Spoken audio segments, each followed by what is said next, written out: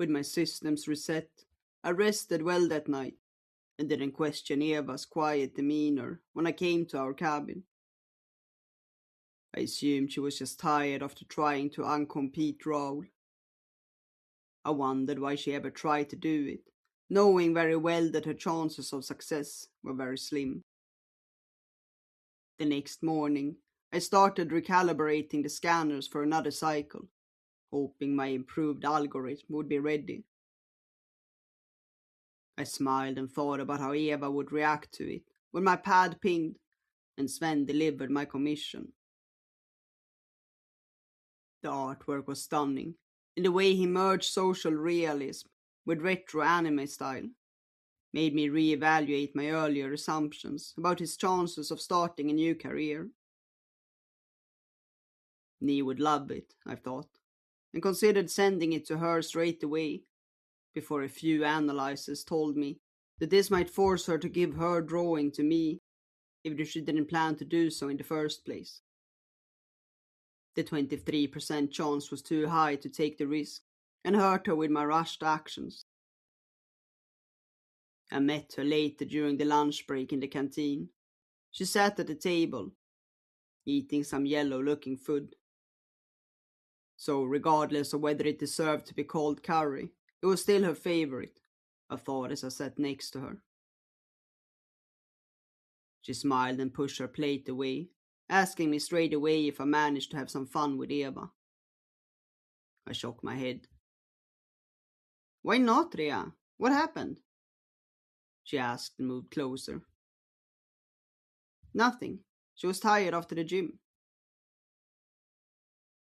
I had no way of explaining to Nee that due to the unclassified anomalies that riddled my relationship with Eva, I didn't want to introduce any more elements into the equation, no matter how innocent they seemed to be. Also, she wasn't someone who would care about nail polish, so my offer would only show how little I knew about her. No, in this scenario, the lack of action was the winning option. A game theory equation that I did confirmed it without a doubt. She put her arm around me and whispered, In that case, you should give her a massage. Massage? I analyzed the possibility. My medical training was rudimentary, but I should have enough skills to do it, and I couldn't predict any negative impact. I could. Tiredness will definitely have a negative impact on her work performance. I nodded with a smile, feeling happy that I could do something else to help Eva with her work. I guess you could say like that. Nee chuckled and pulled her Jojo from her pocket. Look, I learned a new trick. It's called gravity pull. She got up and swung her Jojo. I watched her with amusement. Wanna try, Rhea? She leaned over the table and swung the Jojo in front of my face. I shook my head. No, it would take me 21 hours to tune my motor skills to do it.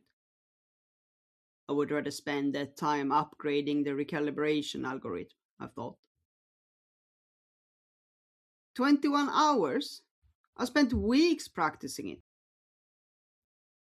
she exclaimed, looking disheartened. I don't think your time was much different from what I said, if you would count hours instead of days. I looked at her. Any advantage I would have would be cancelled by your prior experience. Really? Yeah, I smiled. You're doing really well. She sat at the table and flipped her yo-yo. Thanks, Ria. The door to the canteen opened with a soft hiss, and Eva walked in. I need to check something, Nee said suddenly, and turned to leave. See ya. Nee leapt from the table and walked to the still open door, paused for a moment, and whispered something to Eva before she left.